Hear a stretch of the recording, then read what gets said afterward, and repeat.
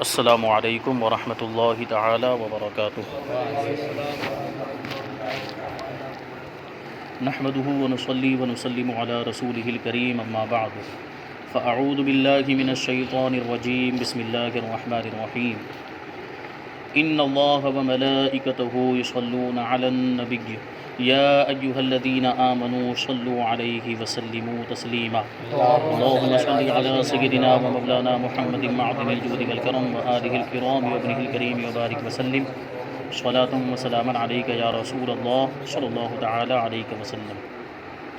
وضو کی سنتیں بیان کی گئی اور اس سے پہلے فرض کا مطلب بیان کیا گیا تھا کہ فرض بہت ہی ضروری، نہایت ہی ضروری چیز ہوتی ہے کہ جس کے بغیر جس کے لیے وہ فرض ہے اس چیز کا وجود ہی نہیں ہو سکتا۔ جیسے وضو کے فرائض ہیں تو اگر ایک بھی فرض چھوٹ جائے تو وضو ہو ہی نہیں سکتا ہے۔ اس کے بعد سنتوں کو بیان کیا تھا۔ سنت کا مطلب ہوتا ہے طریقہ، اور یہاں جب سنت بولا جاتا ہے تو اس سے مراد نبی پاک صلی اللہ علیہ وسلم کا طریقہ، یعنی حضور صلی اللہ علیہ وسلم نے جو عمل کر کے دکھایا اور جو فرض یا واجب کے درجے میں نہیں ہو اور حضور صلی اللہ علیہ وسلم کا طریقہ ہو تو اس کو سنت کہا جاتا ہے۔ تو یہ وہ چیزیں یہاں پر بیان کی گئی، تقریباً 13 چیزیں۔ اب یہاں سے انشاءاللہ تبارک و تعالی وضو کے مستحبات بیان کیے جائیں گے۔ مستحب کا مطلب ہوتا ہے اچھا کام، اور ایسا کام جس کے کرنے پر ثواب ملے اور جس کے نہ کرنے پر کوئی گناہ نہیں، یعنی اگر اس کو چھوڑ بھی دیا جائے تو کوئی حرج نہیں ہے، لیکن کریں تو بہتر ہے، اس کو کریں گے تو ثواب جو ہے کہ زیادہ ملے گا۔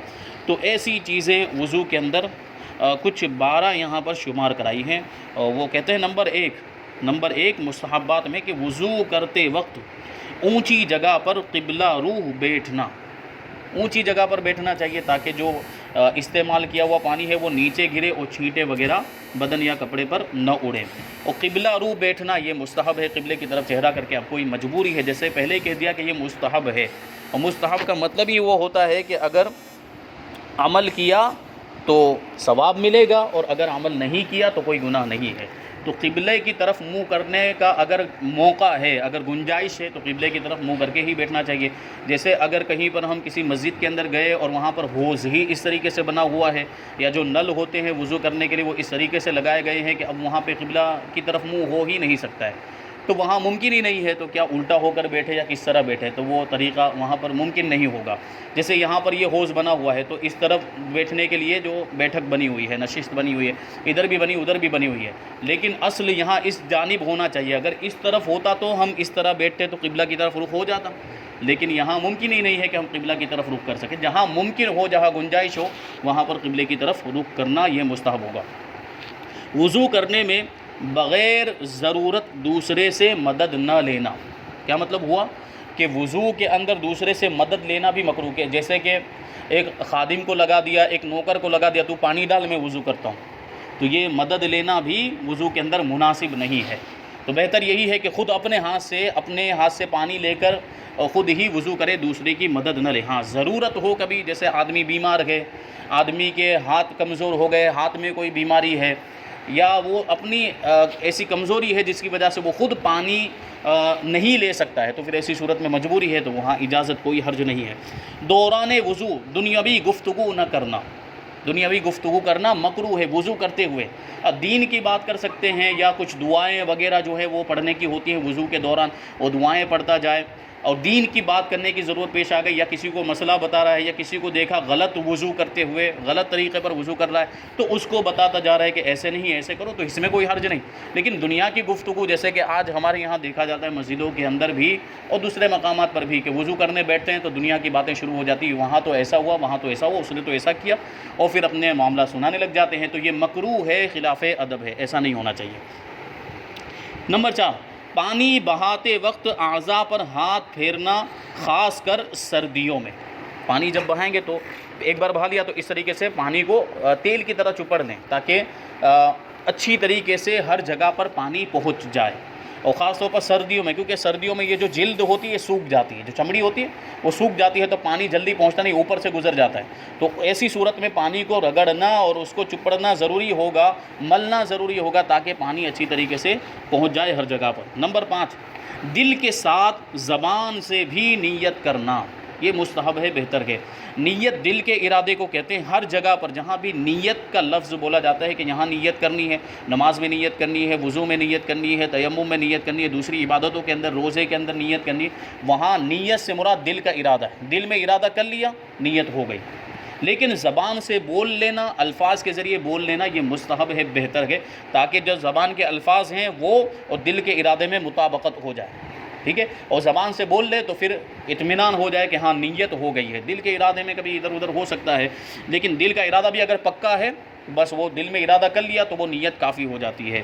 جیسے نماز کے لیے بھی کھڑے ہوئے اور دل میں ارادہ ہے کہ ظہر کی 4 رکعت فرض پڑھ رہا ہوں، تو پھر اب الفاظ میں کہنا ضروری نہیں ہے، بہتر ہے، مستحب ہے کہ الفاظ میں کہہ لیں۔ اور ہمارے زمانے میں خاص طور پر یہ اس کی اہمیت اس وجہ سے بڑھ جاتی ہے کہ لوگوں کے ذہن ادھر ادھر گھومتے رہتے ہیں۔ خشوع و خضوع کا وہ معاملہ نہیں جو ہمارے بزرگوں کے یہاں ہوتا تھا۔ تو اب کیا ہوتا ہے کہ مسجد میں حاضر ہوئے اور ان کا جو ذہن گئے، ان کا دماغ بازار میں گھوم رہا ہے، گھر کے معاملات کے اندر الجھا ہوا ہے، تو سارے دماغ کے اندر دوسرے خیالات آتے رہتے ہیں۔ تو ایسی صورت میں اگر خالی دل کے ارادے کو کافی سمجھیں تو وہ نیت کرے گا، اور پھر کوئی دوسرا خیال آ گیا تو وہ نیت ادھوری رہ جائے گی، یا نیت میں جو ہے کہ کوئی خلل واقع ہو جائے گا، جو اگر صرف دل کا ارادہ وہاں پر کافی رکھا جائے۔ تو اسی وجہ سے اس کی اہمیت بڑھ جاتی ہے کہ زبان سے بھی کہہ لے، کیونکہ جب زبان سے کہے گا تو پھر ذہن اس طرف جائے گا ہی، تو وہ ارادہ پکا ہو جائے گا۔ تو دل کے ساتھ زبان سے بھی نیت کرنا۔ پھر فرماتے ہیں وضو کے بارے میں وارد شدہ دعائیں پڑھنا، جو میں نے ابھی کہا کہ اس کے بارے میں جو حدیثوں کے اندر جو دعائیں آئی ہے کہ چہرہ دھوتے وقت یہ دعا پڑھنی ہے، ہاتھ دھوتے وقت یہ دعا پڑھنی ہے، اور کوہنیاں جو ہے کہ سر کا مسح کرتے وقت یہ دعا، جو مختلف دعائیں بہار شریعت کے اندر اور دوسری کتابوں کے اندر بھی لکھی ہوئی ہیں، وہ دعائیں پڑھنا مستحب ہے۔ اگر کسی کو یاد ہے تو وہ پڑھے، اور کسی کو یاد نہیں ہے تو وہ درود شریف بھی پڑھ سکتا ہے۔ درود شریف کے بارے میں اعلیٰ حضرت امام احمد رضا خان فاضل بریلوی رضی اللہ تعالیٰ عنہ ارشاد فرماتے ہیں کہ اللہ کی حمد کے بعد سب سے بہتر ذکر کوئی ہے تو وہ درود شریف ہے۔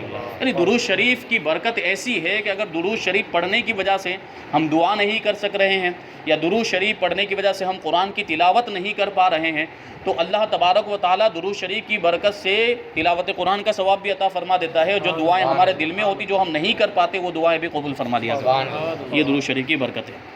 تو یہ ہے نمبر 7، عضو دھونے سے پہلے بسم اللہ پڑھنا۔ ہر عضو کو دھونے سے پہلے بسم اللہ پڑھنا۔ جیسے پہلے گٹے تک ہاتھ کو دھونا ہے تو اس کو دھونے سے پہلے بسم اللہ پڑھ لیا، پھر چہرہ دھونا ہے تو چہرہ دھونے سے پہلے بسم اللہ، یعنی جس طریقے سے ہم منتقل ہوتے جائیں، جیسے چہرہ دھو لیا اب ہاتھ دھونے ہیں، تو جب دوسرا عضو شروع کرنے جائیں، دوسرا پارٹ جو شروع کرنے جا رہے ہیں تو اس سے پہلے بھی بسم اللہ پڑھ لینا، یعنی ہر عضو کو دھونے سے پہلے بسم اللہ پڑھ لینا مستحب ہے۔ کانوں کا مسح کرتے وقت بھیگی چھنگلیاں کانوں کے سوراخ میں داخل کرنا۔ اوپر بتایا تھا کہ کانوں کا مسح بھی کرنا سنت ہے۔ اس کا طریقہ کہ کانوں کا مسح کرتے وقت بھیگی چھنگلیاں، یہ چھوٹی انگلی جس کو ہم لوگ کائی انگلی بھی کہتے ہیں، تو یہ بھیگی ہو اور اس کو اس کان کے سوراخ کے اندر اس طریقے سے داخل کرنا، یہ مستحب ہے۔ اگر پہنی ہوئی انگوٹھی کھلی ہو تو اسے حرکت دینا۔ کھلی ہو کا مطلب ڈھیلی ہے، انگوٹھی یہاں انگلی میں ہم نے پہنی اور ڈھیلی ہے، ڈھیلی ہے کا مطلب یہ ہے کہ اگر اس کو حرکت نہیں بھی دیں گے تب بھی پانی اس کے نیچے پہنچ جائے گا، تب اس کو حرکت دینا مستحب ہے۔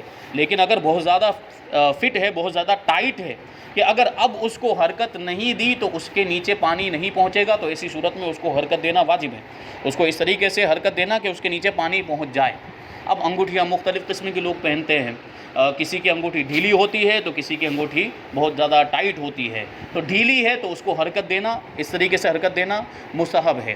اور اگر بہت زیادہ ٹائٹ ہے کہ اگر حرکت نہیں دی تو پانی نہیں پہنچے گا، تو ایسی صورت میں اس کو حرکت دینا واجب ہے، ضروری ہے۔ اگر حرکت نہیں دی اور اس کے نیچے پانی نہیں پہنچا تو وضو نہیں ہوگا۔ تو یہ خاص طور پر ذہن میں رکھنا۔ کلی اور ناک میں دائیں ہاتھ سے پانی چڑھانا۔ دائیں ہاتھ مطلب سیدھا ہاتھ، دائیں ہاتھ سے کلی بھی اسی ہاتھ سے کریں گے اور ناک میں پانی بھی اسی ہاتھ سے چڑھائیں گے، جبکہ ناک کی صفائی بائیں ہاتھ سے کرنا۔ ناک کی جو صفائی کرنی ہے وہ بائیں ہاتھ سے، یہ چھوٹی انگلی سے، حکم یہ ہے کہ چھوٹی انگلی سے بائیں ہاتھ کی، الٹے ہاتھ کی جو چھوٹی انگلی ہے اس کو ناک کے سوراخ میں ڈال کے اچھی طرح صفائی کریں، جو ریٹھ وغیرہ جو اندر ناک کے اندر جو جمع ہو جاتا ہے اس کو اچھی طریقے سے صاف کر لینا، اس کو نکال دینا تاکہ پانی اچھی طرح سے پہنچ سکے۔ پھر فرماتے ہیں کہ غیر معذور کے لیے وقت داخل ہونے سے پہلے ہی وضو کر لینا۔ یہ بہتر ہے، مستحب ہے، کیونکہ وقت داخل ہونے سے پہلے کا مطلب کہ ابھی نماز کا وقت آیا ہی نہیں. جیسے مثال کے طور پر ظہر کا وقت شروع ہوتا ہے 12:35 پر دوپہر میں، شروع جو وقت ہوتا ہے، ٹائم جہاں سے شروع ہوتا ہے، مثال کے طور پر ابھی پتہ نہیں آج کیا ٹائم ہوگا، لیکن ایک مثال کہ 12:35 پر شروع ہوتا ہے تو ہم 12:30 پہ ہی پر وضو کر کے تیار ہو کر بیٹھ گئے، تو اب کیا اس کا فائدہ کیا ہوگا؟ یہ ثواب ہمارے نامہ اعمال میں ثواب کا سلسلہ یہیں سے جاری، فرشتوں نے ثواب لکھنا شروع کر دیا. اب جب تک ہم وضو کر کے تیار بیٹھے ہیں، فرشتے ہمارے نامہ اعمال میں نمازی کا ثواب لکھتے ہی جائیں. نماز پڑھ نہیں رہے بیٹھے ہیں لیکن ہمیں نماز کا ثواب ملتا. تو یہ وقت سے پہلے جو ہے کہ وضو کرنے کا یہ فائدہ ہے اس شخص کے لیے جو معذور نہیں ہے. معذور کا مطلب کیا ہے کہ کسی کو کوئی بیماری ہے، جیسے پیشاب کے قطرے کی بیماری ہے کہ اس کو اتنا بھی وقت نہیں ملتا ہے کہ وضو کر کے فرض نماز ادا کر سکے، تو وہ معذور کے حکم میں ہوتا ہے. اس کے لیے حکم الگ ہے، وہ انشاءاللہ اس کے سارے تفصیلی مسائل آگے آئیں گے. جو معذور ہوتا ہے اس کے لیے چونکہ وقت سے پہلے وضو کرنا جائز نہیں ہوتا، وہ وقت کے اندر ایک مرتبہ وضو کرے گا. ایک نماز کے وقت میں، ایک فرض نماز کے وقت میں ایک مرتبہ وضو کر لے، پھر اس وضو سے جتنی نمازیں چاہے وہ پڑھ سکتا ہے. جب ایک مرتبہ عذر ثابت ہو جائے تب. عذر کیسے ثابت ہوگا؟ کہ ایک نماز کا پورا وقت اس طریقے سے گزر جائے کہ اس پورے وقت کے اندر اسے اتنا بھی ٹائم نہیں ملے کہ وہ وضو کر کے فرض نماز ادا کر سکے، تو وہاں عذر ثابت ہو جائے گا. اب اگلے وقت میں بھی اس کے لیے حکم یہ ہوگا کہ جب بھی فرض نماز کا وقت آئے گا وہ ایک مرتبہ وضو کر لے اور اس وضو کے ساتھ جتنی چاہے نمازیں، فرض ہو، واجب ہو، سنت ہو، نفل ہو، جتنی نمازیں چاہے وہ پڑھ سکتا ہے. لیکن جیسے ہی پھر نماز کا وقت ختم ہوگا اس کا وضو آٹومیٹکلی ٹوٹ جائے گا، خود بخود اس کا وضو ختم ہو جائے گا. پھر وہ جب دوسرا وقت شروع ہوگا تو پھر اس کو دوسرا وضو کرنا پڑے گا. تو یہ معذور کے احکام ہیں، انشاءاللہ تفصیل سے آگے ہم اس کو جانیں گے. نمبر 12، وضو کے بعد کلمہ شہادت پڑھنا، اشہد ان لا الہ الا اللہ و اشہد ان محمد رسول اللہ. یہ کلمہ شہادت پڑھنا بھی مستحب ہے. اب آگے چونکہ سر کے مسح کے بارے میں اوپر بیان کیا گیا تھا کہ سر کا مسح کرنا، پورے سر کا مسح کرنا سنت ہے، اور چوتھائی سر کا 1/4 حصے کا مسح کرنا یہ فرض ہے. اگر اس سے کم مسح کیا ہے تو مسح ہوگا ہی نہیں، اور مسح نہیں ہوگا تو وضو نہیں ہوگا. تو اس کا طریقہ بتا رہے ہیں مسح کس طریقے سے کرنا ہے. مسح سر میں مستحب طریقہ یہ ہے کہ انگوٹھے اور کلمے کی انگلیوں کے سوا ایک ہاتھ کی باقی 3 انگلیوں کا سرا دوسرے ہاتھ کی 3 انگلیوں کے سرے سے ملا. دیکھیں، سب سے پہلے انگوٹھا اور کلمے کی انگلی، شہادت کی انگلی جس کو کہا جاتا ہے، یہ دونوں چیزوں کو پہلے چھوڑ دینا. انگوٹھا چھوڑ دینا ہے اور شہادت کی انگلی کو چھوڑ دینا. پھر کیا کرنا ہے؟ ایک ہاتھ کی جو 3 انگلیاں بچی ہے یہ، اور دوسرے ہاتھ کی یہ 3 انگلیاں، ان تینوں کو ملانا. اس طریقے سے ملا دیا ہم نے، یہ ملایا. پھر کیا کرنا ہے؟ 3 انگلیوں کو ملا دیا تینوں، اور پیشانی کے بال یا کھال پر رکھ کر گدی تک اس طرح لے جائے کہ ہتھیلیاں سر سے جدا رہیں. اب یہ صرف انگلیوں کو ہمیں رکھنا ہے. یہ دیکھیے، یہ صرف انگلیوں کو یہاں ہمیں جہاں سے بال اگتے ہیں عام طور پر، جس کے بال ہے وہ یہاں بال کے پاس رکھے گا، اور جس کے بال نہیں ہیں تو وہ جہاں عام طور پر بال اگتے ہیں وہاں رکھے، اور صرف انگلیوں کو ٹچ کرے. ہتھیلیوں کو اس طریقے سے جدا رکھے، ہتھیلیاں ٹچ نہیں ہونی چاہیے. اور پھر یہ انگلیوں کو کھینچتے ہوئے بالکل گدی تک، جہاں پہ عام طور پر بال ہوتے ہیں وہاں تک لے کر جائے، پیچھے گردن کی جانب وہاں تک لے کر جائے. اب یہ انگلیاں، کیونکہ ہم نے جو ہے کہ ہاتھ دھوئے ہیں تو انگلیاں بھی بھیگی ہوں گی اور یہ ہتھیلی بھی بھیگی ہوگی. تو یہ دیکھیں سب کو کس طریقے سے کام میں لانا ہے اس کا پورا طریقہ بتائیں گے. تو یہ ابھی یہ 3 انگلیاں استعمال ہو گئی، یہ انگلیاں بھی استعمال ہو گئی، یہ انگلیاں بھی استعمال ہو گئی. اب کیا بچا ہے؟ شہادت کی انگلیاں بچی ہے، انگوٹھے بچے ہیں، اور ہتھیلی بچی ہے. تو اس کے بارے میں بتائیں گے. پھر وہاں سے ہتھیلیوں سے مسح کرتے ہوئے واپس لائے، کیونکہ ہتھیلیاں بچ گئی تھی تو 3 انگلیوں سے اس طریقے سے لے کر گئے. اب یہاں پیچھے سے یہ 3 انگلیوں کو یہاں پر چھوڑ دینا ہے، یوں اس طریقے سے. اب یہاں سے ہتھیلیاں لگانی ہے، کیونکہ یہاں سے ہم نے بیچ میں سے کیا تو خالی بیچ کے حصے کا مسح ہوا ہے. ابھی ادھر کا حصہ باقی رہ گیا ہے نا، ادھر کا حصہ باقی ہے. تو وہاں کس سے کریں گے؟ ہتھیلیے سے کریں گے. ہتھیلیوں کو پھر یہاں سے پیچھے کی طرف سے یہاں دونوں جانب جو حصہ باقی رہ گیا ہے وہاں پر ایسے لگاتے ہوئے آگے کی طرف لے کر آنا ہے، مسح کرتے ہوئے آگے کی طرف اس طریقے سے لے کر آنا ہے. تو یہ پورے سر کا مسح ہو گیا. ٹھیک ہے، بیچ کے حصے کا انگلیوں کے ذریعے سے ہو گیا اور سائیڈ کے حصوں کا ہتھیلیوں کے ذریعے سے ہو گیا. یہ مسح ہو گیا. اب جو ہے کہ کلمے کی انگلی بچ گئی ہے اور انگوٹھا بچ گیا. اس کے بارے میں کہتے ہیں کہ کلمے کی انگلی کے پیٹ سے کان کے اندرونی حصے کا مسح کرے. ایک ہوتا ہے پیٹ اور ایک ہوتا ہے پیٹھ. یہ ہے پیٹھ انگلی کی اور یہ ہے پیٹھ، یہ ابھی باقی ہے. تو اس سے ہمیں کان کے اندرونی حصے کا مسح کرنا ہے، یہ اس طریقے سے. کان کا جو اندرونی حصہ ہے، جو یہ گھائیاں وغیرہ جو اندر جو مختلف حصے ہوتے ہیں، وہاں اچھی طریقے سے یہ یوں اس طریقے سے انگلی کو پورا اندر گھمانا ہے، ٹھیک ہے، یہاں سے لے کر ایسے اندر لیا، پھر یہاں سے یوں کر کے اس طریقے سے گھمایا تاکہ وہ پورا جو اندر کا حصہ ہے وہاں مسح ہو جائے۔ اور اب انگوٹھا رہ گیا، اور انگوٹھے کے پیٹ سے کان کی بیرونی سطح کا مسح کریں اور انگلیوں کی پشت سے گردن کا مسح کریں۔ انگوٹھا یہ رہ گیا، انگوٹھا اس کا جو پیٹ ہے اس سے کان کے پیچھے والا حصہ یہ جو رہ گیا تھا، تو کان اندرونی حصے کا تو یہ انگلی کے ذریعے ہو گیا، شہادت کی انگلی کے ذریعے سے، اور پیچھے کا جو حصہ رہ گیا اس کا ہم انگوٹھے کے ذریعے سے مسح کریں گے اس طریقے سے۔ یہ پورے کان کا مسح ہو گیا۔ اب کیا رہ گیا؟ میں نے پہلے بھی کہا تھا کہ پیچھے والا حصہ بھی رہ گیا ہے، یہ پیچھے والا حصہ رہ گیا ہے، تو انگلیوں کی پشت سے یعنی انگلیوں کی پیٹھ کے ذریعے گردن کا مسح کرنا ہے۔ یہ ایک، یہ دو، گردن، یہ گردن ہے، یہ ہے گلا، گلے کا مسح کرنا مکروہ ہے، یہ بات ذہن میں رہے۔ کچھ لوگ ایسے ایسے کرنا شروع کر دیتے ہیں، نہیں، گلے کا مسح نہیں کرنا ہے، گردن کا مسح کرنا ہے۔ یہ پیچھے یہاں اس طریقے سے ایک بار یہ ہاتھ گھمایا تو ایک بار یہ دوسرا ہاتھ گھمایا، تو دونوں طرف کا ہو گیا۔ اللہ تبارک و تعالی ہم سب کو عمل کرنے کی توفیق عطا فرمائے۔ تو یہ مستحبات۔ اب آگے وضو کے مکروہات بیان کرتے ہیں کہ کون سی چیزیں وضو کے اندر مکروہ ہیں۔ اب یہ جو مستحبات بیان کیے، تقریباً ان چیزوں کا جو اپوزٹ ہے یا جو سنتیں بیان کی ہے ان کا جو اپوزٹ ہوگا وہ مکروہ ہوگا، ظاہر سی بات ہے، ٹھیک ہے۔ مستحب جو ہوگا وہ اس کا اپوزٹ، اس کا خلاف اگر کریں گے تو یا تو وہ خلاف ادب ہوگا یا مکروہ ہوگا، اور سنت کے خلاف اگر کریں گے تو وہ عام طور پر مکروہ ہوتا ہے۔ اس کو بیان کرتے ہیں کہ وضو کے لیے نجس جگہ پر بیٹھنا، ناپاک جگہ پر بیٹھیں، ظاہر سی بات ہے وضو پاکی حاصل کرنے کے لیے ہے، اور ناپاک جگہ پر بیٹھیں گے تو پھر ناپاک قطرے اڑیں گے تو وہ مناسب نہیں، یہ مکروہ ہے۔ نجس جگہ وضو کا پانی گرانا، نجس جگہ پر بیٹھا ہوا نہیں ہے، ناپاک جگہ پر بیٹھا ہوا نہیں، لیکن پانی وہاں گرا رہا ہے تو یہ بھی مکروہ ہے، نجس جگہ پر پانی نہیں گرانا چاہیے۔ اب جو ہے کہ یہاں پر بنیادی طور پر آپ کے ذہن میں یہ سوال آ رہا ہوگا، یہ بات آ رہی ہوگی کہ ہمارے یہاں عام طور پر مسجدوں کے اندر چاہے کہیں پر بھی وضو وغیرہ کرتے ہیں، چاہے گھر میں وضو کریں، تو پانی کہاں جاتا ہے؟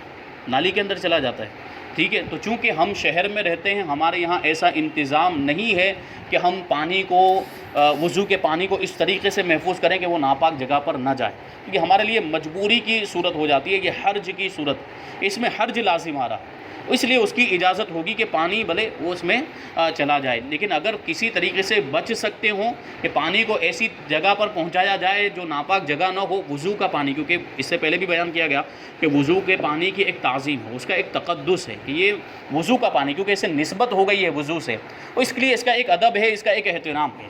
تو اسی وجہ سے اگر ہمارے لیے ممکن ہے کہ اس پانی کو ہم کسی طریقے سے محفوظ کر لیں، کسی طریقے سے جمع کر لیں، جیسے کسی برتن کے اندر ہم نے وضو کیا اور بچا ہوا پانی بھی اسی کے اندر ہم نے جمع کر لیا، کسی دوسرے برتن کے اندر ہم نے جمع کر لیا، پھر وہ جو برتن میں پانی بھرا ہوا جو بچا ہوا ہے اس کو کسی مٹی والی جگہ پر ڈال دیا کہ مٹی نے اس کو جذب کر لیا، تو یہ جو ہے کہ ایک طریقہ اس کو جو ہے کہ محفوظ کرنے کا، تو اس کو ذہن میں رکھیں۔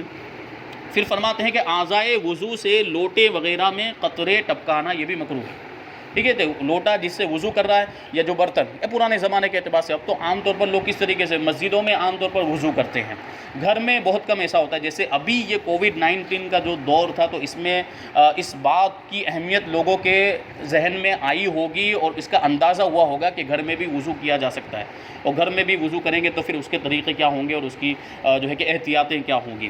تو اگر گھر میں وضو کر رہے ہیں، کسی برتن کے اندر وضو کر رہے ہیں، برتن سے پانی لے کر وضو کر رہے ہیں، یا لوٹے سے پانی لے کر، جو ٹوٹی والا لوٹا ہوتا ہے اس سے پانی لے کر جو ہے کہ وضو کر رہے ہیں، تو وضو کرتے وقت جیسے ہاتھ دھوئے اور پھر جو قطرے ہیں واپس جو ہے کہ وہ برتن میں گر رہے ہیں، واپس جو قطرے ہیں وہ لوٹے کے اندر گر رہے ہیں، تو یہ مکروہ ہے، ایسا نہیں ہونا چاہیے، ٹھیک ہے۔ تو اس میں اسی چیز کا خیال ہمیں وضو جب یہاں پہ حوض وغیرہ میں بھی ہم وضو کر رہے ہوں تو یہاں پر بھی رکھنا ہے کہ اب کچھ چیزیں ایسی ہوتی ہیں کہ جس میں حوض چونکہ بہت زیادہ وہ وسیع ہوتا ہے، کشادہ ہوتا ہے، اس میں ہم وضو کریں گے تو کچھ نہ کچھ قطرے اس میں گر جائیں گے، تو کوشش یہ کرنی چاہیے کہ جتنا ہم بچ سکتے ہوں اتنا بچنے کی کوشش کریں۔ پھر فرماتے ہیں کہ قبلے کی طرف تھوک یا کھینکھار ڈالنا یا کلی کرنا، قبلے کی طرف کا مطلب یہ ہے کہ یوں اس جانب، جو قبلے کا جو ڈائریکشن ہے ویسٹ، مغرب کی جانب، پچھم کی جانب، یہ اس طریقے سے منہ کر کے، رخ یوں کر کے تھوکا، یا کلی کی، یا کھینکار مطلب جو گلے کو صاف کر کے پھر اس کے بعد جو اندر سے جو رطوبت نکلتی ہے اس کو باہر پھینکتے ہیں، اس کو کھینکارنا کہتے ہیں۔ تو یہ قبلے کی طرف نہیں کرنا چاہیے کہ قبلے کی بے ادبی ہے، ٹھیک ہے، تو اس بات کا جو ہے کہ خیال رکھیں۔ اب سوال یہاں پر یہ بنیادی طور پر یہ سوال پیدا ہوتا ہے کہ پہلے بتایا کہ مستحب یہ ہے کہ قبلے کی طرف منہ کر کے بیٹھے وضو کرنے کے لیے، تو قبلے کی طرف منہ کر کے بیٹھا ہوگا تو کلی کرے گا تو پانی قبلے کی طرف ہی نہیں۔ میں نے ابھی بتایا کہ قبلے کی جانب پچھم والی جانب ہے، جو جہتیں ہیں جو ڈائریکشن ہے وہ کتنے ہیں؟ 6 ڈائریکشن ہے، پورب، پچھم، اتر، دکھن، اوپر اور نیچے، اوپر اور نیچے، یہ 6 ڈائریکشن ہے، 6 جہت، اور پھر وہ دوسرے بھی نکالتے ہیں، 8 جہت بھی نکالتے ہیں، لیکن بنیادی طور پر یہاں پہ آپ کو سمجھانا چاہتا ہوں کہ 4 ایسے ہیں اور ایک اوپر ہے اور ایک نیچے ہے۔ اگر نیچے منہ کر کے ہم کلی کرتے ہیں یا نیچے منہ کر کے تھوک کو ہم گراتے ہیں یا کھینکار کو گراتے ہیں تو پھر یہ قبلے کی جانب نہیں ہوا۔ قبلے کی جانب کب ہوگا؟ جب یوں منہ کر کے اس طرف منہ کر کے ہم پھینکیں گے، تھوکیں گے یا جو ہے کہ کھینکار کو ڈالیں گے یا کلی کریں گے۔ تو نیچے منہ کر کے اگر ہم قبلہ رو بیٹھے ہوئے ہیں اور نیچے منہ کر کے اگر کلی کر رہے ہیں یا تھوک کو گرا رہے ہیں تو اس میں کوئی حرج نہیں ہے۔ بے ضرورت دنیا کی بات کرنا، یہ مکروہ اوپر ہی بیان کر دیا، اور زیادہ پانی خرچ کرنا، پانی جتنی ضرورت ہے اتنا ہی پانی استعمال کرنا چاہیے، اور بہت زیادہ پانی خرچ کرنا یہ اسراف کے فضول خرچی میں آئے گا، کیونکہ پانی کے ایک ایک قطرے کا ہمیں حساب دینا ہے۔ پھر ایسا بھی نہ ہو کہ بہت کم پانی خرچ کرے کہ جو بہانے کا جو حکم ہے کہ ہر عضو پر 2 بوند کم سے کم پانی کی بہہ جائے، اتنا بھی نہ ہو تو پھر یہ بھی جائز نہیں ہوگا۔ یعنی ضرورت جتنا پانی تو بہانا ضروری ہے، اتنا کم خرچ کرنا کہ سنت بھی ادا نہ ہو، یہ بھی مکروہ۔ منہ پر پانی مارنا، اب بہت سے لوگ وضو کرتے ہوئے بہت زیادہ جوش میں بھی رہتے ہیں، تو یہ پانی لیا اور یہ زور زور سے مار رہے ہیں، اس طریقے سے چہرے پر مارتے ہیں کہ اگل بغل میں جو لوگ بیٹھے ہوئے ہوتے ہیں ان کے اوپر پانی اڑتا ہے، چھینٹے اڑتے ہیں، تو یہ مکروہ ہے، یہ خلاف ادب ہے، ایسا نہیں ہونا چاہیے۔ آہستہ آہستہ اس طریقے سے پانی لیا چلو کے اندر، پھر ہلکے سے یہاں سے پانی جب بہانا ہے تو ہمیں آہستہ سے چھوڑنا ہوگا پانی کو، تبھی وہ ہر حصے پر پہنچے گا۔ ایسے جو زور سے مار دیں گے تو وہ تو پانی بکھر جائے گا، پانی جہاں پر پہنچنا چاہیے وہاں پر نہیں پہنچے گا، تو منہ پر پانی مارنا مکروہ ہے۔ منہ پر پانی ڈالتے وقت پھونکنا، جیسے یہاں پر پانی ڈالا ابھی پھونک مار رہے ہیں ایسے، تو پانی یہاں جب منہ کے پاس پہنچے گا تو پھونک مارنے کی وجہ سے وہ بھی اڑے گا، تو یہ بھی مکروہ ہے۔ گلے کا مسح کرنا، میں نے ابھی بتایا، گردن کا مسح کرنا تو مستحب ہے، لیکن گلے کا مسح کرنا مکروہ ہے۔ بائیں ہاتھ سے کلی کرنا یا ناک میں پانی ڈالنا، کیونکہ اوپر بتا دیا کلی دائیں ہاتھ سے کریں گے، ناک میں پانی جو دائیں ہاتھ سے ڈالیں گے، اب اس کا اپوزٹ ہو گیا، بائیں ہاتھ سے کلی کرنا یا بائیں ہاتھ سے ناک میں پانی ڈالنا، یہ مکروہ ہے۔ داہنے ہاتھ سے ناک صاف کرنا، بائیں ہاتھ سے کرنا ہے، دائیں ہاتھ سے کریں گے تو مکروہ ہو جائے گا۔ 3 جدید پانیوں سے 3 بار سر کا مسح کرنا، سر کا جو مسح ہے وہ ایک ہی مرتبہ جو پانی ہمارے ہاتھ کے اندر موجود جو تری لگی ہوئی ہے اسی سے ہمیں کرنا ہے، 3 مرتبہ 3 نئے پانی لے کر 3 مرتبہ الگ الگ مسح کرنے کی ضرورت نہیں، بلکہ اس کو مکروہ فرمایا۔ جیسے ایک بار یوں مسح کر لیا، اب دوسری بار پانی لیا اور پھر دوسری بار مسح کر رہا ہے، پھر تیسری مرتبہ پانی لیا اور تیسری بار، یہ نہیں ہونا چاہیے، یہ مکروہ ہے، ایک ہی مرتبہ مسح کرنا ہے۔ یعنی اب آدمی یہ سوچے وہ اپنا جو ہے کہ قیاس لگائے کہ جیسے جس طریقے سے یہ ہاتھ دھوتے ہیں تو اس کو 3 مرتبہ دھونا ضروری ہے، سنت ہے، چہرے کو 3 مرتبہ دھونا سنت ہے، تو لاؤ سر کا مسح بھی 3 بار کر لوں، تو ایسا نہیں ہے، وہ ایک ہی بار کرنا سنت ہے، ٹھیک ہے۔ دھوپ کے گرم پانی سے وضو کرنا، دھوپ کے گرم پانی کا مطلب کیا ہوا کہ کوئی پانی کھلا رکھا ہوا ہے برتن کے اندر یا کسی ڈرم کے اندر، کسی ایسے برتن کے اندر جس میں پانی رکھا جاتا ہے، اور دھوپ ڈائریکٹ پڑ رہی ہے اس کے اوپر اور اس کی وجہ سے وہ پانی گرم ہو گیا، تو ایسے پانی سے وضو کرنے سے منع فرمایا گیا، کیونکہ اس سے وہ سفید داغ کی بیماری ہونے کا اندیشہ ہوتا ہے، تو ایسے پانی سے وضو نہیں کرنا چاہیے۔ البتہ اگر وہ انڈائریکٹلی گرم ہوا ہے دھوپ کی وجہ سے، دھوپ کی انرجی سے، جیسے سولر انرجی کے ذریعے سے پانی گرم کیا جاتا ہے، وہ سولر پینل لگے ہوئے ہوتے ہیں، وہ جو سسٹم ہوتا ہے پورا پانی گرم کرنے کا وہی ہوتا ہے، تو اس کے ذریعے سے جو گرم ہوا ہے تو وہ اس پانی کا یہ حکم نہیں ہوگا، کیونکہ وہ انڈائریکٹلی گرم ہوا ہے، ڈائریکٹ گرم نہیں ہوا، ڈائریکٹ سورج کی شعاعیں اس پر نہیں پڑی، سورج کی کرنیں ڈائریکٹ اس پر نہیں پڑی، بلکہ وہ مشین جو ہوتی ہے وہ اس کی انرجی کو، اس کی توانائی کو، گرمی کو وہ جذب کرتی ہے، اور پھر اس گرمی کے ذریعے سے مشین خود گرم ہوتی ہے، اور مشین جب گرم ہوتی ہے تو اس میں موجود پانی بھی گرم ہو جاتا ہے، تو یہ پروسیس ہوتا ہے اس کا، تو وہ جو پانی ہے اس سے وضو کرنا جائز ہے، اس میں کوئی حرج نہیں ہے۔ جی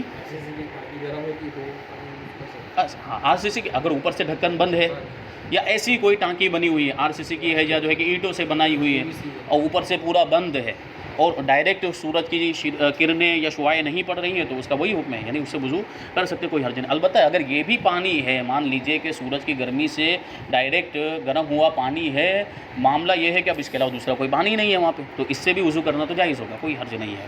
اور یہ بھی کیا ہے، ایک اندیشہ ہے، ایک شبہ ہے، ایک شک ہے کہ بیماری ہو سکتی ہے۔ ایسا ضروری نہیں ہے کہ اگر ہم یہ اس گرم پانی سے وضو کر لیں گے تو بیماری ہو ہی جائے گی، ایسا ضروری نہیں ہے، ایک اندیشہ۔ پھر فرماتے ہیں کہ ہر سنت کا ترک مکروہ ہے، ہر سنت کو چھوڑ دینا یہ مکروہ، جیسا کہ میں نے ابھی بیان کیا۔ یوں ہی ہر مکروہ کا ترک سنت ہے، یعنی ہر مکروہ کو چھوڑ دینا یہ سنت ہے۔ اب انشاءاللہ تبارک و تعالیٰ آئندہ وضو کو توڑنے والی چیزوں کا بیان ہوگا اور کچھ ضروری مسائل اور انشاءاللہ تبارک و تعالیٰ بیان کیے جائیں گے۔ اللہ تبارک و تعالیٰ ہم سب کو عمل کی توفیق عطا فرمائے۔ وما علینا الا البلاغ۔ السلام علیکم۔